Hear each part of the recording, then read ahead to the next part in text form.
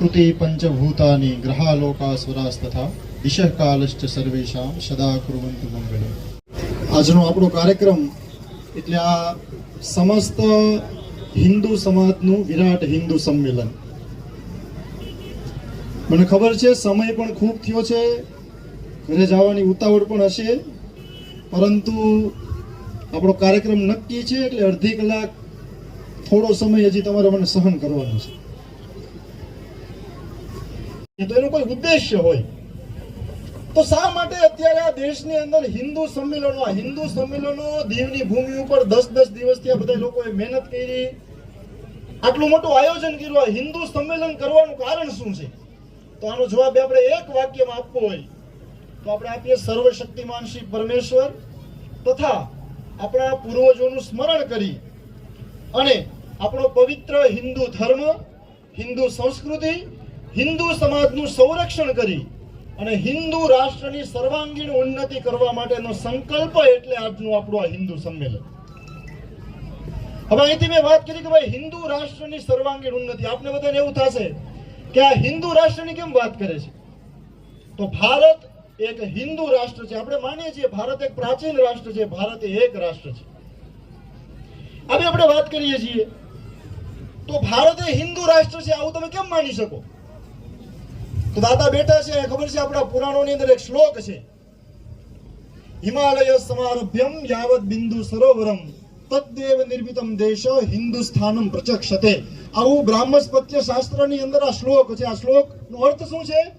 હિમાલયથી લઈ અને છેક નીચેના બિંદુ સરોવર સુધી આ આખો જે દેવ નિર્મિતનો ભૂભાગ છે, આખો દેશનું નામ છે હિન્દુસ્તાન. દેવે બનાવેલો દેશ છે અને હિન્દુઓનું સ્થાન છે, એટલા માટે ભારત છે હિન્દુ રાષ્ટ્ર છે. તો આપણે સૌ હિન્દુ રાષ્ટ્રના ઘટકો છીએ. ભારતની કણે કણે, ભારતનો કણે કણે પવિત્ર છે, એટલા માટે આ ભારત છે એ હિન્દુ રાષ્ટ્ર છે. આપણો દેશ છે એક રાષ્ટ્ર હતું. આપણે દીવમાં છીએ, ભારતના પશ્ચિમ છેડા ઉપર આપણે છીએ, ભારતના પૂર્વ છેડા ઉપર અનેક લોકો રહેતા હશે. આપણી બધાની ખાનપાન, આપણો રીતિ રિવાજ, આપણી સંસ્કૃતિ આ બધી અલગ હતી.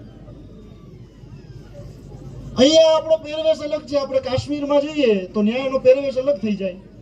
તમે દક્ષિણ ભારતમાં જાઓ તો ન્યા ધોતી ને જબ્બો પહેરે. આપે છે કે આપણા દેશની અંદર 12 જ્યોતિર્લિંગ, એ 12 જ્યોતિર્લિંગ બતાવે છે કે ભારત એક રાષ્ટ્ર છે. તમે સોમનાથમાં જાઓ, તમે જ્યાં શિવને નતમસ્તક કરો એટલે તમારી શ્રદ્ધા એકદમ કાઠમાંડુના બિરાજમાન, નેપાળની અંદર બિરાજમાન જે પશુપતિનાથ છે એની સાથે જોડાયા, બતાવે છે ભારત એક રાષ્ટ્ર છે. તમે સોમનાથમાં નતમસ્તક કરો એટલે છેક દક્ષિણ ભારતની અંદર જે રામેશ્વર છે, રામેશ્વર સાથે તમારી શ્રદ્ધા જોડાઈ જાય. તમે સોમનાથની અંદર દર્શન કરો એટલે આજે આપણી પાસે જે ભાગ નથી, પવિત્ર કૈલાસ માનસરોવર, ન્યા તમારી આસ્થા જાય, બતાવે છે ભારત એક રાષ્ટ્ર છે. આપણે 4 ધામની યાત્રા કરીએ છીએ. ઉત્તરની અંદર બદ્રીનાથમાં જઈએ, નીચે રામેશ્વરમમાં જઈએ, દ્વારિકામાં જઈએ, જગન્નાથપુરીમાં જઈએ. આ 4 ધામ બતાવે છે આ ભારત છે એક રાષ્ટ્ર છે. અહીંયા ખોડિયાર માતાજીની ગરબો કર્યો, હિંગળાજ માતાનું જો તમારે દર્શન કરવું હોય તો આજે આપણા ભૂભાગમાં નથી, આનું આપણે સ્મરણ કરવાનું છે.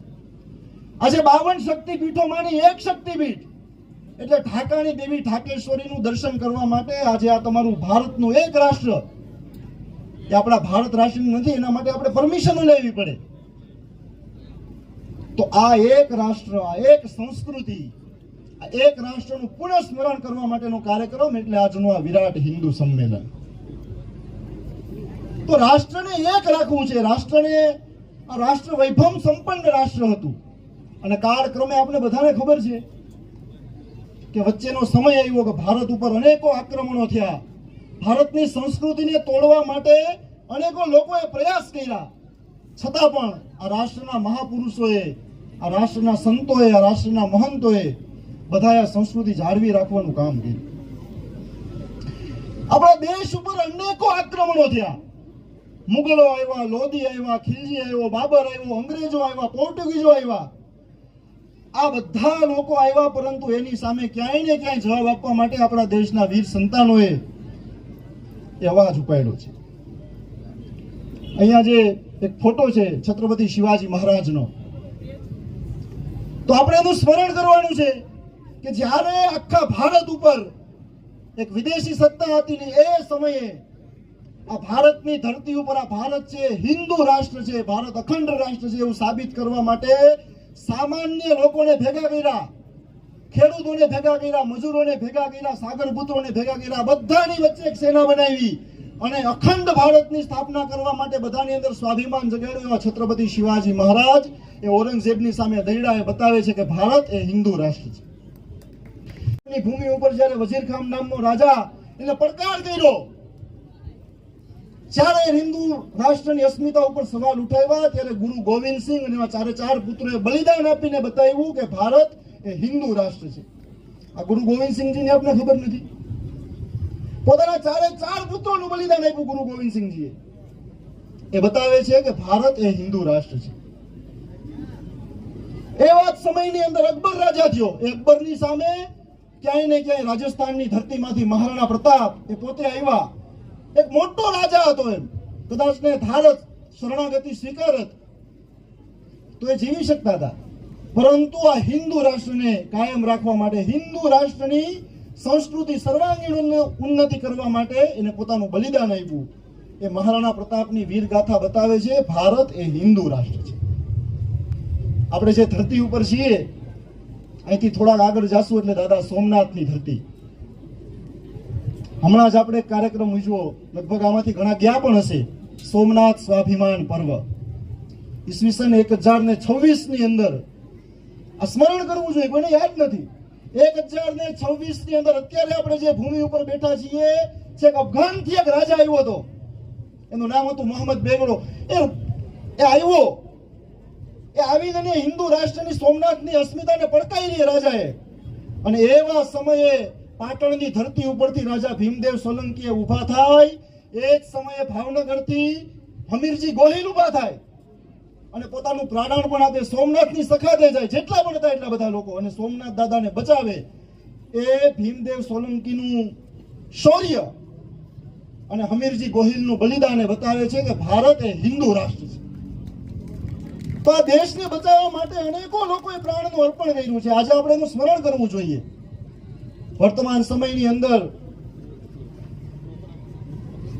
શીખ સંપ્રદાયના ગુરુ એવા ગુરુ તેગ બહાદુરજીનું 350મું બલિદાન પર્વ ચાલે છે. આપને કોઈને ખબર નથી, યાદ નથી કોણ હતા તેગ બહાદુરજી. જે સમયે મોગલ સત્તાએ પડકાર ફેંક્યો હતો, અને એવા સમયે ગુરુ તેગ બહાદુરજી છે દિલ્હીની ભૂમિ ઉપર આવે, એનો શિરચ્છેદ કરવામાં આવે, અને છતાં પણ આ રાષ્ટ્રની અસ્મિતાને જાળવી રાખે એવા ગુરુ તેગ બહાદુરજીનું આજે 350મું પ્રકાશ પર્વ છે.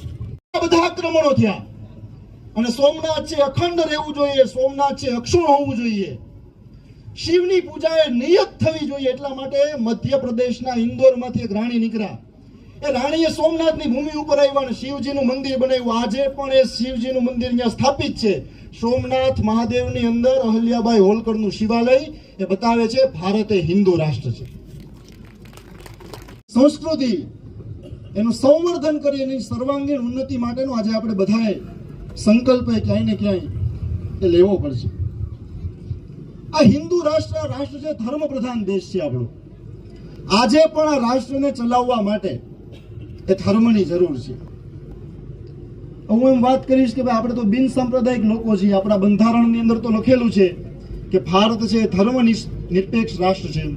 તો ભારત ક્યારેય ધર્મ નિરપેક્ષ રાષ્ટ્ર નથી. ભારત છે સંપ્રદાય નિરપેક્ષ રાષ્ટ્ર હોઈ શકે. ધર્મ એ ભારતનો આત્મા છે, ધર્મ એ ભારતનો પ્રાણ છે. હવે અહીંથી એમ કહું કે આવું તમે કેમ કહી શકો? તો આમાં ઘણા લોકોએ જોયું પણ હશે, વાંચ્યું પણ હશે, સાંભળ્યું પણ હશે.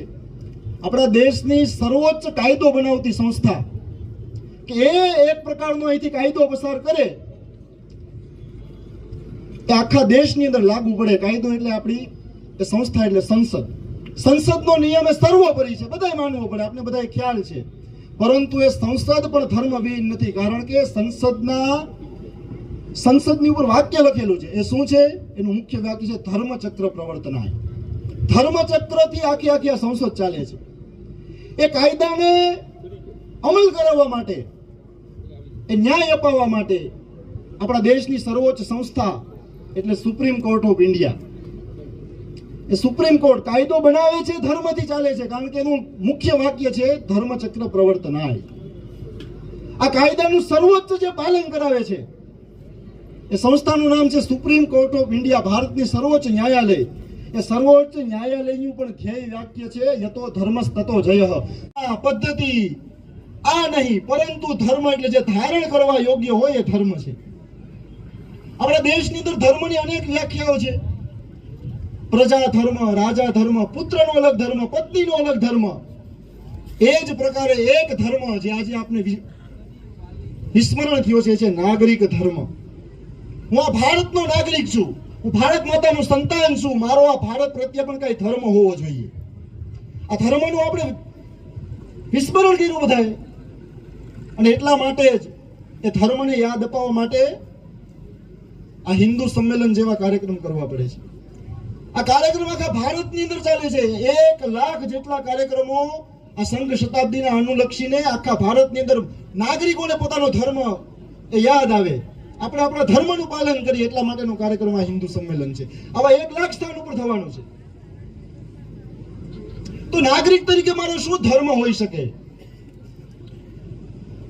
ખાલી 26મી જાન્યુઆરી અને 15મી ઓગસ્ટે આપણે બધા લોકો જઈએ, રાષ્ટ્રધ્વજને સલામી આપી આવીએ, જનગણમન ગાઈ આવીએ, એટલે આપણે એવું થાય કે આપણે તો ભારતીય થઈ ગયા. પરંતુ આ ભારત ભૂમિ ઉપર મેં જન્મ લીધો છે. ઉત્તરમ યત સમુદ્રસ્ય હિમાદ્રેશ્ચૈવ દક્ષિણમ વર્ષમ તદમ નામ ભારત યત્ર ભારતી તત્ર સંતતિ. વિષ્ણુ પુરાણનો આવો શ્લોક છે. એ વિષ્ણુ પુરાણ બતાવે છે કે આપણે ભારતીયો છીએ, ભારત માતાના સંતાન તરીકે આપણો કઈ ધર્મ છે.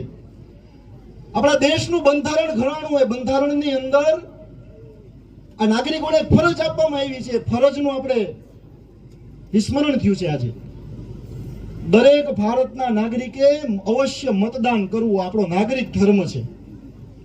આજે મતદાન કેમ થાય છે એ મારે કંઈ કહેવાની જરૂર નથી. મેં ક્ષેત્ર સાથે સંકળાયેલા લોકો પણ છે અહીં. તો મતદાન કરવું એ આપણો ધર્મ છે. વાહન ચલાવતી વખતે સીટનો બેલ્ટ બાંધવો એ આપણો નાગરિક ધર્મ છે. હેલ્મેટ પહેરવું એ આપણો નાગરિક ધર્મ છે. હું હમણાં એક સ્કૂલમાં ગયો, કાર્યક્રમમાં પૂછ્યું હેલ્મેટ શું કામ પહેરાય? તો છોકરાઓએ મને જવાબ આપ્યો કે પોલીસ વાળા પકડે નહીં ને એટલે હેલ્મેટ પહેરાય. તો એ કોઈને ખબર જ નથી કે હેલ્મેટ કેમ પહેરવું એમ, અને આપને શીખવામાં એવું આવ્યું છે. તો હેલ્મેટ પહેરવું એ નાગરિક ધર્મ છે. આ રાષ્ટ્ર પ્રત્યે મારી પણ કંઈક ફરજ છે.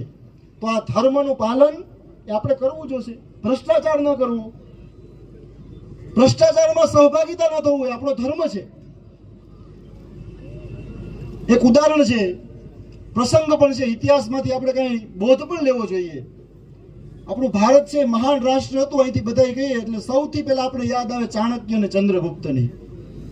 એ સમયે ભારત છે આર્થિક ક્ષેત્રે ખૂબ પ્રગતિમાન હતું. એમ તો એક પ્રસંગ છે, આચાર્ય ચાણક્યને મળવા માટે એક વિદેશી મહેમાન આવે છે. આ વિદેશી મહેમાન આવે છે, આચાર્ય ચાણક્ય છે રાજમહેલથી દૂર એ પોતાના નિવાસ સ્થાનની અંદર રહેતા હતા, અને એને સમય આપ્યો હતો તમે થોડી વાર પછી આવો, હું અત્યારે મારા રાજકાજમાં વ્યસ્ત છું. એટલે એનું જે દ્રશ્ય હતું એ દ્રશ્ય કેવું હતું કે બાજુમાં દીવો હતો, દીવાની બાજુમાં આચાર્ય ચાણક્ય છે પોતાનો આખો રાજકાજનો હિસાબ લખતા હતા. એ હિસાબ પૂરો કર્યો. બીજો જે વ્યક્તિ વિદેશી મહેમાન મળવા માટે આવતા હતા અંદર આવ્યા. એટલે આચાર્ય ચાણક્ય એક દીવો હતો એ દીવાને ઓઈલવો, બીજો દીવો છે એ પ્રગટાવ્યો, પછી કીધું બોલો હવે હું તમારી શું સેવા કરી શકું. પછી જે વિદેશી મહેમાન હતો એને પ્રશ્ન પૂછ્યો કે આચાર્ય તમે જે બધું કીધું એનાથી મને સંતોષ છે, પરંતુ એક પ્રશ્ન છે મારે. તો કયો પ્રશ્ન છે?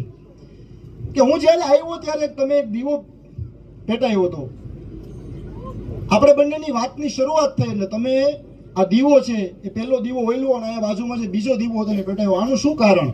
ત્યારે આચાર્ય ચાણક્યનો જવાબ છે આપણે બધાએ સ્મરણ કરવું જોઈએ. શું ખરેખર આપણે એને અનુસરી શકીએ કે કેમ? આચાર્ય ચાણક્યનો જવાબ હતો કે જ્યારે હું આ રાજનું કામ કરતો હતો, જ્યારે હું આ રાજ્યનું કામ કરતો હતો, એ રાજ્યના કામ માટે જે તેલ વપરાતું હતું એ મારા રાજ્યનું હતું. અત્યારે તમે મને અંગત મળવા માટે આવ્યા છો, એટલા માટે હું મારા ઘરનું તેલ વાપરીશ. તો આ પ્રકારની નીતિમત્તા વાપરવી આપણો નાગરિક ધર્મ છે.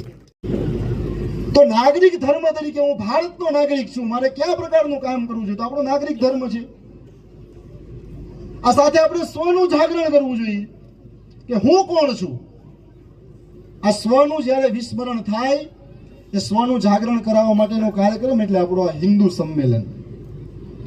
આ સ્વને ભૂલવાની શરૂઆત ક્યાંથી થઈ? હું કોણ છું? હું એક ભારતીય છું, ભારત માતાનું સંતાન છું.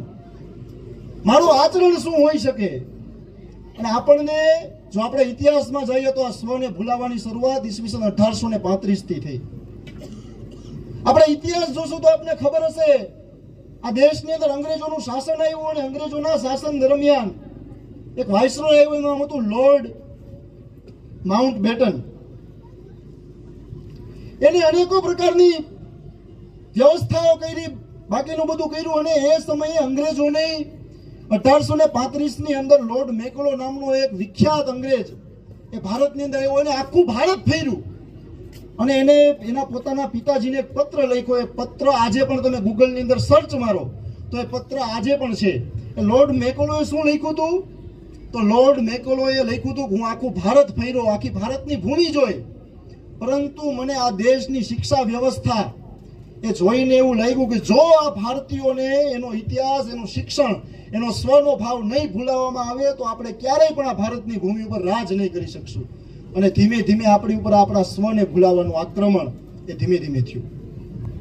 આપણને આપણા મહાપુરુષોને ભૂલાવવામાં આવ્યા. અહીંયા છત્રપતિ શિવાજી મહારાજનો ફોટો છે. એક પ્રસંગ કહું તમને. અમેરિકાની એકદમ બાજુનો દેશ એટલે વિયેતનામ, ખૂબ નાનો દેશ છે. જે સમયે ભૂમિને મેળવવા માટેની આખી લાલચો જાગવામાં આવી, મોટું મહાયુદ્ધ થયું, એ સમયે નાનો વિયેતનામ દેશ એ ખૂબ એકદમ અડીગમથી ઉભો રહ્યો. અમેરિકા જેવા મોટા રાષ્ટ્રને હરાવ્યું. અને એક સમયે વિયેતનામના જે રાષ્ટ્રપતિ હતા એ ભારતની અંદર આવે છે. ભારતનો આદર સત્કાર કરે છે. લાલ કિલ્લો બતાવે છે, તાજમહેલ બતાવે છે. આ બધું બતાવ્યા પછી વિયેતનામના રાષ્ટ્રપ્રમુખ કહે છે કે તમે મને બધું તો બતાવ્યું એ ઠીક છે, પરંતુ મને રાયગઢ ઉપર લઈ જાઓ. ત્યારે લોકો એમ કહે છે કે રાયગઢ ઉપર શું છે આ રાયગઢ? અને ત્યારે એ સમયે વિયેતનામના રાષ્ટ્રપ્રમુખ એ મહારાષ્ટ્રના રાયગઢ ઉપર, જે છત્રપતિ શિવાજી મહારાજની રાજધાની હતી, એ ત્યાં જાય છે. રાયગઢના કિલ્લા ઉપર જાય અને વિયેતનામના રાષ્ટ્રપ્રમુખ જે હતા એ ત્યાંની માટીને નતમસ્તક કરે છે. એ માટીમાંથી થોડીક ધૂળ લઈને પોતાના દેશની અંદર લઈ જાય છે અને કહે છે કે હું મારી ભાવિ પેઢીને કહીશ કે આપણું જે રાષ્ટ્ર આઝાદ થયું એ છત્રપતિ શિવાજી મહારાજની ગેરીલા પદ્ધતિઓને આધારે રાષ્ટ્ર થયું. કિલ્લો છે, એ કિલ્લો પણ લોકો બધા જોવા આવે છે. એ લોકોને બહારના લોકો ઘણા બધા આવે છે. તો તમે એને કહેજો કે આ તો તમે કિલ્લો જોવા પોર્ટુગીઝોની નિશાની છે, પરંતુ આ કિલ્લો જોતા જોતા આપણું સ્વ એટલે છત્રપતિ શિવાજી મહારાજનો રાયગઢ પણ જોજો. તમારા સંતાનોની અંદર શૌર્ય અને સાહસ આવશે. તો આ સ્વનું જાગરણ આપણે કરવું જોશે. આપણને આપણી ભાષા એ ભૂલવવામાં આવી. આપણને આપણો ઇતિહાસ છે ભૂલવામાં આવ્યો. આપણને બધું એવું કહેવામાં આવ્યું કે બધી ટેકનોલોજી, યંત્ર, વિજ્ઞાન એ બધું અંગ્રેજોની દેન છે. પરંતુ આનું એકમાત્ર ઉદાહરણ કહી શકાય કે ભારતનું સ્વ, ભારતનો વારસો, ભારતનો ઇતિહાસ, ભારતનો વિજ્ઞાન એ કેટલું આગળ હતું. તો આમાંથી કેટલા લોકો સોમનાથ એ મંદિરના દર્શન કરવા ગયા છે? હાથ ઊંચો કરે બધા. ખૂબ સરસ. ચાલો, બધાએ આપણે સોમનાથ મહાદેવના દર્શન કર્યા છે. પરંતુ એ સોમનાથ મહાદેવના દર્શન કરીને જ્યારે આપણે બહાર આવીએ ગર્ભગૃહની, ત્યારે મંદિર પરિસરની અંદર સમુદ્રના કિનારે એક સ્તંભ ઉભો છે. એ સ્તંભની ઉપર એક પૃથ્વીનો ગોળો છે, એની અંદર એક તીર માર્યું છે અને નીચે લખેલું છે આ સમુદ્રાંત દક્ષિણ ધ્રુવ પર્યંત અબાધિત જ્યોતિર્માર્ગ. હવે આ શું છે આપણે કોઈ ધ્યાનમાં પણ નહીં હોય. તો આનો અર્થ એ થાય કે આ તીરની તમે સીધી ને સીધી દિશામાં વહી જાઓ, સમુદ્રના છેક દક્ષિણ ધ્રુવ સુધી. આ સીધી ને સીધી દિશામાં જાઓ, તમને ક્યાંય પણ ધરતીનો એક ભૂમિનો ટુકડો ન આવે. આવો સ્તંભ એ જીપીએસ ની શોધ પહેલા આપણા ઋષિ મુનિઓએ, આપણા પૂર્વજોએ 900 વર્ષ પહેલા સ્થાપિત કરેલો સ્તંભ છે. આપણે ભૂલવામાં આવ્યું છે. તો જ્યાં થાય ત્યાં સુધી આ વિરાટ હિન્દુ સંમેલન હોય આપણે કરતા રહેવા પડશે. આપણી ભૂમિની અંદર શિક્ષણ, આપણી ભાષા જે આપણે ભૂલવામાં આવી. આજે લોકોને માતા પિતા કહેતા શરમ આવે છે. માં આવું શબ્દ કોઈ કહી નથી શકતું. આજે આપણે બોલીએ છીએ મમ્મી, પરંતુ એ બધા છોકરા હોશે હોશે બોલે મમ્મી. મમ્મીનો ખરેખર અર્થ શું છે? તમે સર્ચ મારો મમ્મી, MUMMY, શું આવશે એમાં? એક લાશ આવશે. અને પિતાને પણ મૃત કીધા છે, ડેડ. તો મા બાપ બોલવામાં શરમ આવે છે. મા કહેતાનો સાથેનો ભાવ. તો આપણી આ સ્વભાષાને ભૂલવવાનું કામ એ આજે વર્તમાનમાં થઈ રહ્યું છે. આપણી ભાષા બોલતા આપણે શરમ આવે. હમણાં જો એક સમાચાર વાંચતો તો, પાકિસ્તાનની એક લાહોર યુનિવર્સિટી છે. એ લાહોર યુનિવર્સિટીની અંદર આજે સંસ્કૃત ભણાવવામાં આવે છે. આપણે અહીંયા આપણે સંસ્કૃત નથી ભણતા. તો જ્યાં સુધી ભારતની અંદર સ્વનું જાગરણ નહીં થાય ત્યાં સુધી ભારત છે જે આપણે બનાવવા માંગીએ છીએ, જે ભારતનું નિર્માણ કરવાનું છે, કદાચ મને એવું લાગે છે કે એ શક્ય નથી. એમ એક સિંહનું જે બચ્ચું હોય છે એકદમ છૂટું પડી ગયું, અને એ છૂટું પડ્યું બકરીના ટોળા વચ્ચે રહી ગયું. એ બકરીના ટોળા વચ્ચે જાય છે, એની સાથે રમવા માંડે છે. મહિનો દિવસ જેવું થાય છે એટલે બકરીની જેમ બે કરવા માંડે. આખા લક્ષણો બકરી જેવા કરવા માંડે છે. અને આવા સમયે સિંહ ફરીથી આવે છે. સિંહ આવે એટલે એને જોયે, ઓહ, આ તો મારું સંતાન છે, આ તો મારું બચ્ચું છે, એટલે એને લઈ લે છે એકદમ. તો એ એકદમ બકરીની જેમ બે કરવા માંડે, બીવા માંડે. આવું બધું થાય. એટલે સિંહે કીધું, તું જાય, તું સિંહનું સંતાન છો? એ કે ના, મને તો આવું ખબર જ નથી, હું તો બકરું છું. એમ, અરે ના, તું સિંહ છો. અને એ પછી ઘટના થઈ છે કે સિંહ છે એનું આખું ટોળું એના બચ્ચા સાથે લઈ અને તળાવના કાંઠે જાય છે. તળાવના કાંઠે જઈ અને એનું મુખ બતાવે છે કે જો તું સિંહનું સંતાન છો. ને એ મુખ બતાવતાની સાથે સિંહ ગર્જના કરે છે અને આખા જંગલની અંદર એ પોતાની મૃગેન્દ્રતા સ્થાપિત કરે છે. મને લાગે છે કે આ સિંહોને એ પોતાનું સિંહ બનવાનું, એનું શૌર્ય બતાવવાનું કામ એટલે આજનું આ વિરાટ હિન્દુ સંમેલન. તો આપણે કરવાનું છે, એ સિંહો જ છે બધા. પરંતુ એને જાગૃત ક્યાંય ને ક્યાંય આપણે સંગઠિત શક્તિ રૂપે આપણે આજે જાગૃત થવું જોશે. એ વિવેકાનંદજીએ કીધું છે કે સ્વ છે ભારતનો પ્રાણ છે, ધર્મ છે ભારતની આત્મા છે, અને વિશ્વગુરુ બનવું એ આપણા ભારતની નિયતિ છે. એટલા માટે આપણે ધર્મના આધારે સ્વનું જાગરણ કરી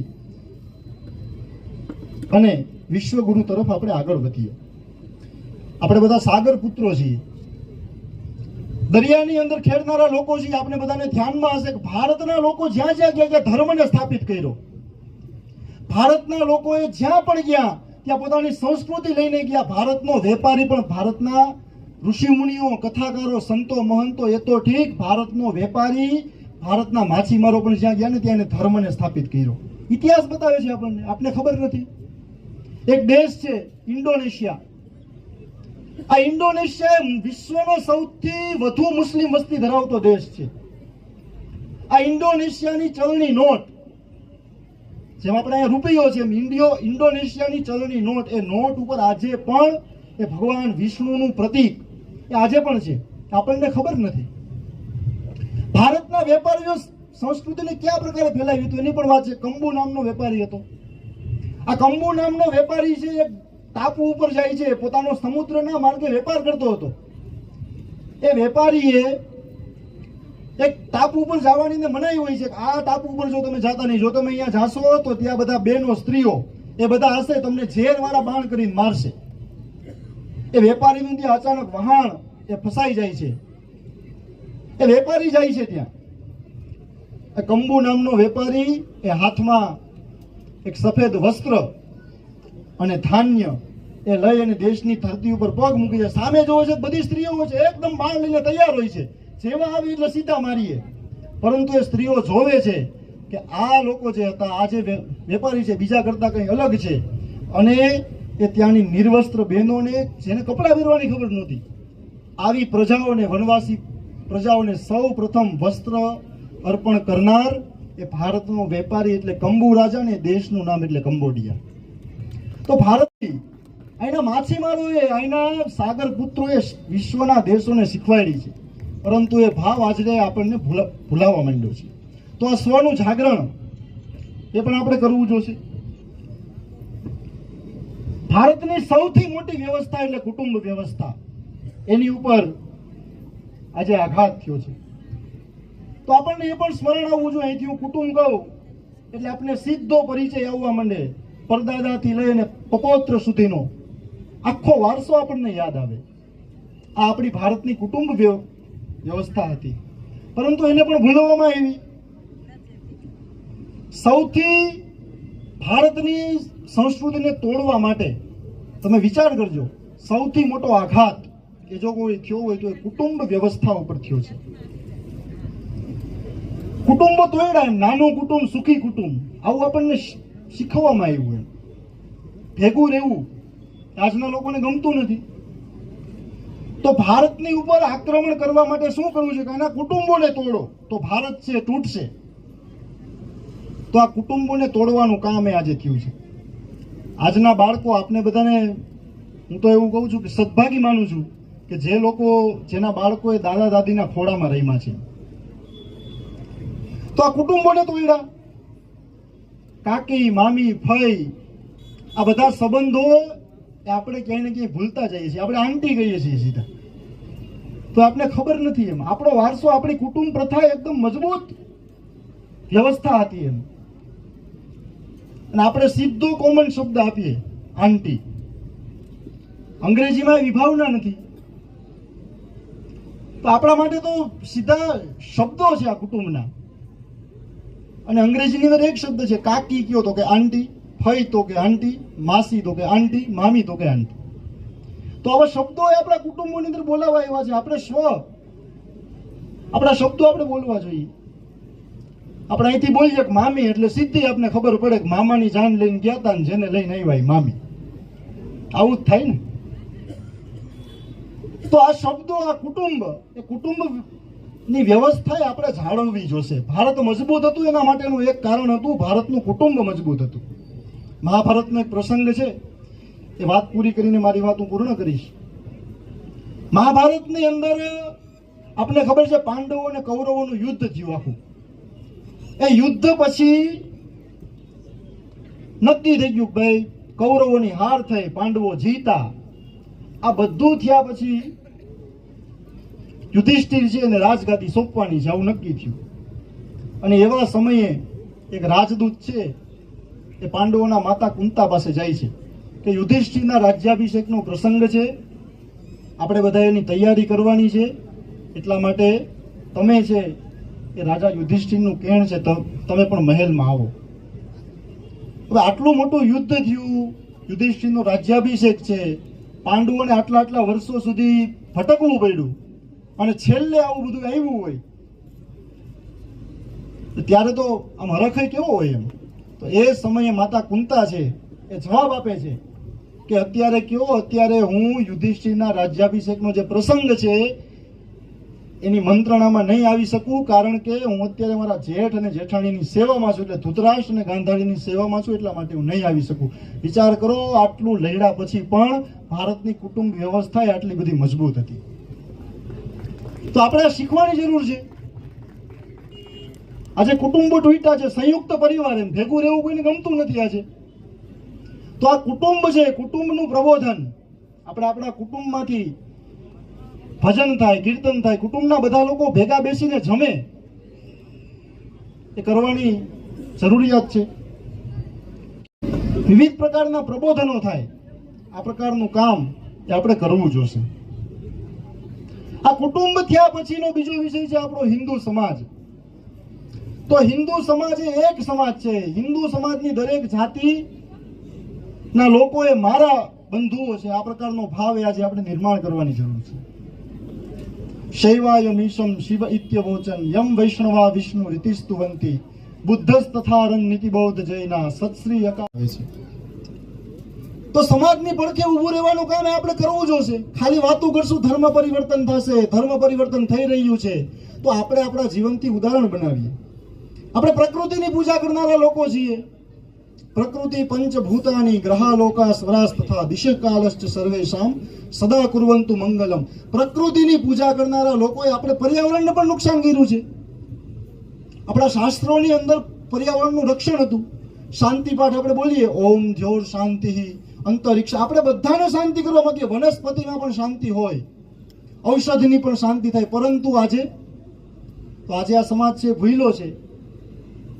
તો સ્વના બોધથી પોતાના નાગરિક ધર્મનું પાલન કરી સ્વનો બોધ લઈ મારું કુટુંબ જાળવી રાખીને આ સમાજની અંદર સામાજિક સદભાવ બનાવીને પ્રકૃતિનું રક્ષણ કરીએ, આવો કોઈને કોઈ આપણે નાનો સંકલ્પ લઈએ તો મને લાગે છે કે આજનું આ વિરાટ હિન્દુ સંમેલન એ સાચા અર્થમાં એની ફલશ્રુતિ ગણાશે. વધુ વાત નહીં કહેતા અંતિમ મારી વાત પંક્તિ કહીને મારી વાત હું પૂર્ણ કરીશ.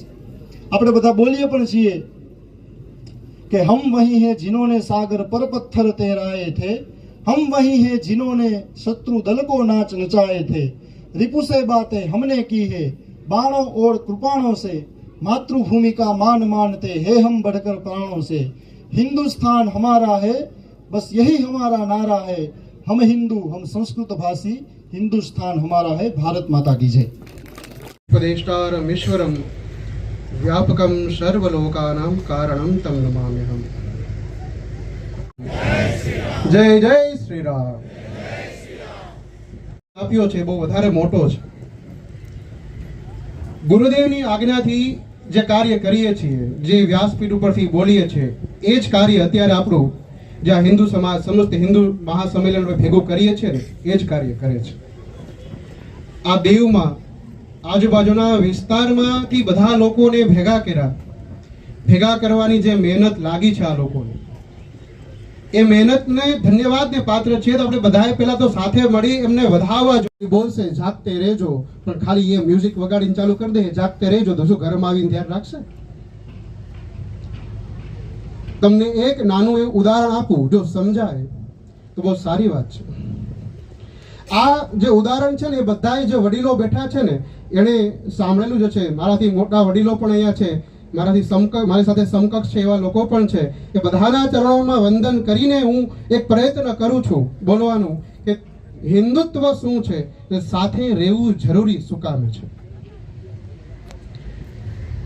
આ જે હું કહું છું એ બધાએ સાંભળેલું હશે. પણ એક વૃદ્ધ હતા, એ જ્યારે બીમાર પડ્યા, એમને 4 દીકરા, એ 4 દીકરાઓને એણે વૃદ્ધે પોતાના ઘરમાં બોલાવ્યા, જ્યાં સૂતા હતા ત્યાં બોલાવી એમણે કીધું કે આ એક લાકડી છે મારી પાસે, તમે એને તોડી દો. એ વૃદ્ધ તો સૂતેલા હતા, એ હવે મરણ પથારીએ પડેલો વ્યક્તિ પોતાના દીકરાઓને કહે, એટલે દીકરાઓ તૈયાર થઈ ગયા કે પિતાજીની આજ્ઞા છે, કંઈક નવું મળશે. અને ખજાનાની લાલચે હતી કે ભાઈ પિતાજી કંઈક આપશે તો કે કરી નાખીએ. અને અમે મરણ પથારીએ પડેલા પિતાજીની વાત તો માનવી જ પડે, બધાએ માનતા હોય ને બધા. તો દીકરાઓને પણ એવું થયું કે ચાલો માની લઈએ. બધાને એક લાકડી આપી, એક લાકડી દરેક દીકરાઓ તોડી નાખી. પિતાજીએ બધાને શાબાશી આપી કે સરસ, બહુ મોટું કામ કર્યું કે તમે તો લાકડી પણ તોડી નાખી, તમે બહુ બહાદુર છો. એ લાકડીને ભેગી કરી એક ભારી બનાવો અને હવે તમે તોડો. બધાએ પોતાનું શક્તિનું પ્રદર્શન કરી જોયું. પોતાની મારા જેવો કોઈ શક્તિશાળી હશે, મારાથી વધારે પણ શક્તિશાળી હશે, બધાએ પ્રયત્ન કરી જોયો, તૂટી નહીં. કારણ હવે સમજવાની વાત છે, એ પિતા બીજું કોઈ નહીં, એ આપણો ધર્મ છે. અને જે દીકરા છે ને એ આપણા સંપ્રદાયો છે. એ ધર્મ હંમેશા પોતાના સંપ્રદાયોને કહે કે એક રહેશો ને તો સાથે રહેશો. આ છે સમજવાની વાત. એ કોઈ કથા નથી, એ કોઈ કહાની નથી, એક સમજવાની વાત છે. એ આપણો ધર્મ કે કયો તો કે હિન્દુ ધર્મ, આપણો સનાતની ધર્મ. આપણે ખુદને સનાતન કહીએ ને બધા, એ સનાતન આપણો ધર્મ છે. એ ધર્મ આપણા બધા સંપ્રદાયોને કહે છે કે સાથે રહેજો, તો કોઈ તોડી નહીં શકે. તોડવા શું કામ આવી શકે? અને પહેલી વાત એવી હોવી જોઈએ કે જો આપણે આપણું ઘર સાફ કરવું હોય ને પેલા આપણા ઘરથી શરૂઆત કરવી પડે.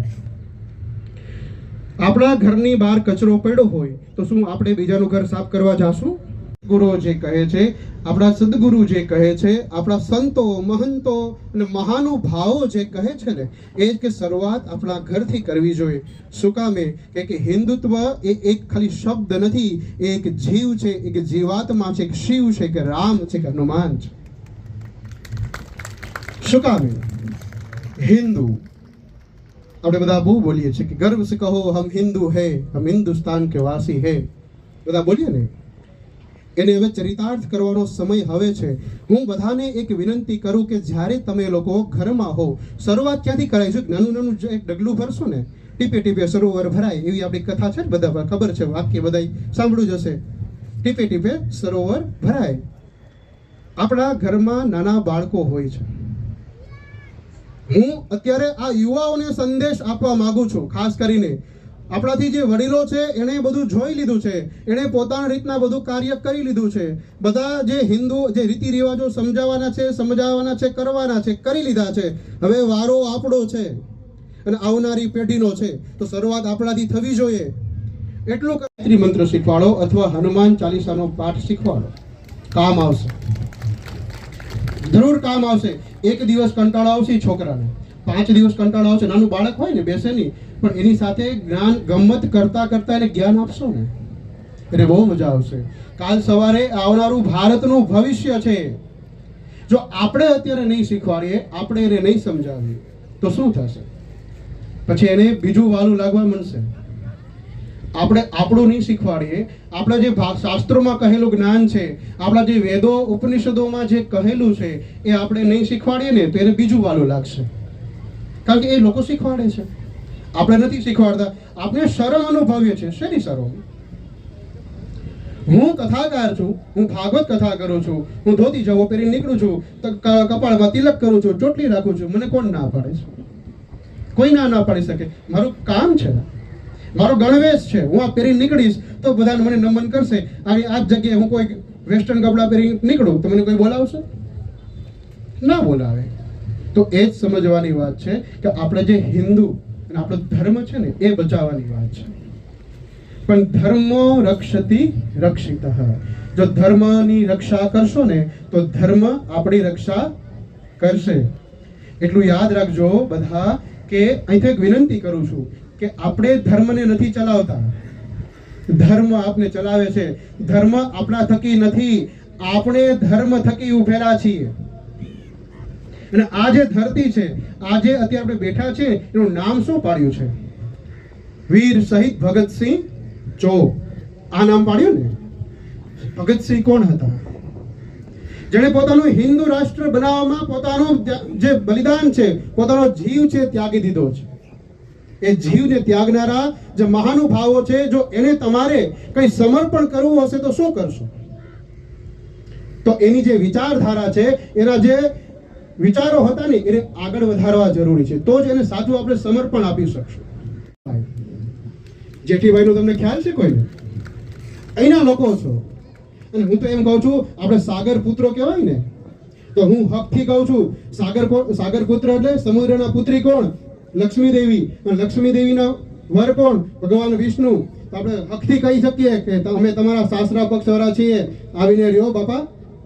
જમાઈને હચવાના હોય, જમાઈ છો, અહીં આવીને કામ પણ કરવું પડે. કહી શકીએ કે ના કહી શકીએ?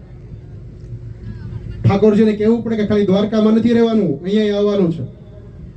દ્વારકા તમારું ઘર હશે, અમે તો સમુદ્રની બાજુમાં રહીએ છીએ, તમારા સસરાની બાજુમાં છે, આવો મહેમાન ગતિ માણો. ક્યારે એને ખબર નહીં હોય જેઠીબાઈ કોણ.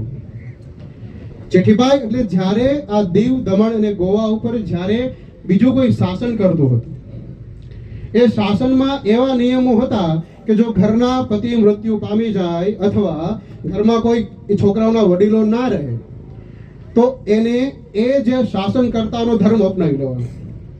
આ ફરજિયાત હતું.